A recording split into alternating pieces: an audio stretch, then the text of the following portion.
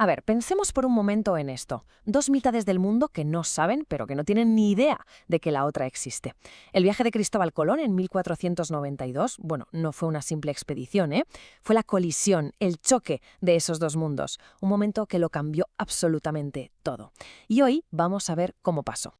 Vale, antes de meternos en faena, hay que desmontar un mito muy, pero que muy extendido. Esa imagen, ¿no?, de los barcos llegando al borde del mundo y ¡zas!, cayendo al vacío. Pues es muy de película, la verdad. Pero la realidad era otra. En la época de Colón, la gente culta, los navegantes, vamos, que ya sabían de sobra que la Tierra no era plana. El miedo, el de verdad, era otro. La historia real es esta. Los marineros, la gente con estudios, todos sabían que el mundo era una esfera. O sea, que el problema no era caerse por un precipicio. El pánico real era quedarse sin comida y sin agua en mitad de un océano que parecía no tener fin. El debate de verdad, la gran pregunta, era ¿cómo de grande es el planeta? Y justo aquí, en esta pregunta, es donde Colón se equivocó de lleno. Un error de cálculo que, mira qué cosas, le acabó llevando a la fama. Pero claro, la pregunta es, ¿por qué arriesgarse así? ¿Por qué lanzarse a cruzar un océano del que no se sabía nada? Pues la respuesta, como suele pasar casi siempre en la historia, es dinero y poder. Y todo eso, en aquel momento, tenía un nombre muy concreto: especias.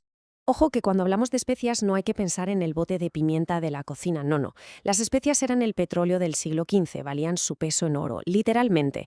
El problema, que el Imperio Otomano controlaba, digamos, el grifo. Tenían las rutas terrestres a Asia y se lo llevaban todo.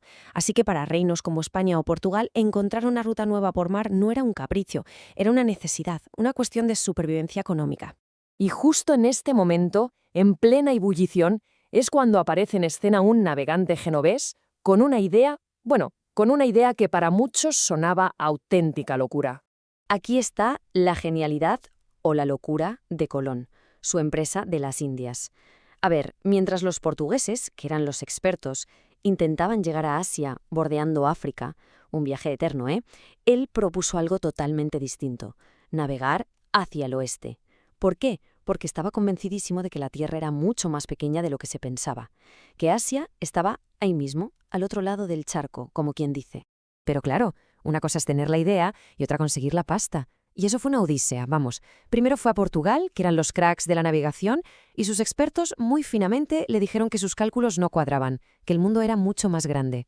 Y, spoiler, tenían razón. Pero Colón, cabezón como él solo, no se rindió. Después de años y años de dar la lata, cuando ya estaba a punto de tirar la toalla, consiguió convencer a los reyes católicos de España. Ellos vieron ahí una oportunidad única y le dieron luz verde.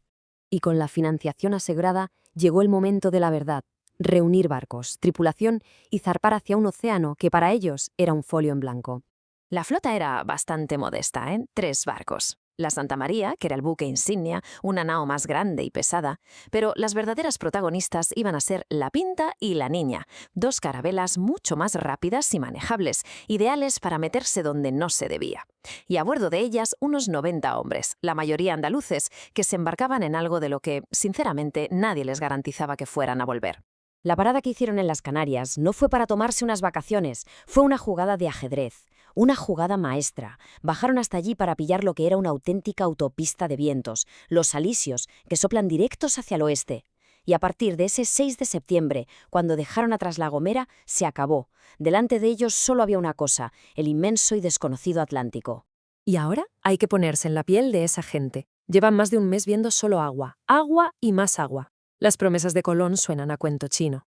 La comida empieza a escasear, el agua sabe mal, y el miedo poco a poco se va convirtiendo en rabia. La tripulación estaba ya al límite, a punto de amotinarse. Y fue Martín Alonso Pinzón, el capitán de la Pinta, el que tuvo que poner orden para que la expedición no saltara por los aires. Y justo ahí, en el momento más tenso, cuando de verdad parecía que todo se iba al garete, en la madrugada del 12 de octubre, desde lo alto del mástil de la Pinta, un marinero, Rodrigo de Triana, gritó las 2 palabras que cambiarían la historia para siempre: tierra a la vista. Habían llegado a una isla que los nativos llamaban Guananjaní. Pero Colón, claro, con sus mapas y sus cálculos en la cabeza, estaba absolutamente convencido de que había llegado a las Indias, a Asia, y por eso llamó a la gente de allí indios. Un error geográfico, sí, pero un error que ha perdurado más de 5 siglos. Porque el descubrimiento real no fue esa isla en concreto, fue el pistoletazo de salida a algo muchísimo más grande. Fue el inicio de una conexión global, de un intercambio masivo de todo, de plantas, de animales, de cultura, de ideas y también de enfermedades, entre dos mundos que llevaban milenios viviendo de espaldas. A este fenómeno se le conoce como el intercambio colombino, y para entender su magnitud hay que pensar en cosas cotidianas. Sin este intercambio, en Italia no conocerían la pizza con tomate, o en Bélgica las patatas fritas, imagínate. A cambio, a América llegaron los caballos que lo cambiaron todo para las culturas nativas, o el trigo. Pero también llegó la cara B, la parte más oscura, enfermedades como la viruela para las que la población de allí no tenía defensas, y fue sencillamente catastrófico. Pero el legado de este viaje fue mucho más allá de la comida o los animales. Lo que cambió de verdad y para siempre fue la propia idea que la humanidad tenía del mundo en que vivía. El impacto fue brutal. De la noche a la mañana, el mundo conocido se hizo muchísimo más grande. Todos los mapas que existían, a la basura. Quedaron obsoletos. Fue el inicio de la era de los grandes imperios, de la colonización y del comercio a través del Atlántico. De hecho, para la mayoría de historiadores, este momento marca una frontera clarísima. Es el fin de la Edad Media y el pistoletazo de salida de la Edad Moderna. Y con todo esto llegamos a la que es probablemente la mayor ironía de toda esta historia. Es algo que, cuando lo piensas, es fascinante. Es que es alucinante, de verdad. Colón volvió a América otras 3 veces. 3. Exploró un montón de costas, dibujó mapas de islas y se murió. Se murió totalmente convencido de que todo aquello era un trozo de Asia. La misma cabezonería que le llevó a cruzar el océano le impidió ver lo que tenía delante. Murió sin saber que su gran logro no era encontrar una ruta, sino haber conectado 2 mundos. Y todo esto, claro, nos deja con una última reflexión. Pensemos, un viaje que nace de una premisa equivocada, que se basa en unos cálculos que estaban mal, termina, sin embargo, cambiando por completo el mapa del mundo y el curso de la historia. Así que la pregunta es casi obligada. ¿Fue el de Colón el error con más éxito de todos los tiempos?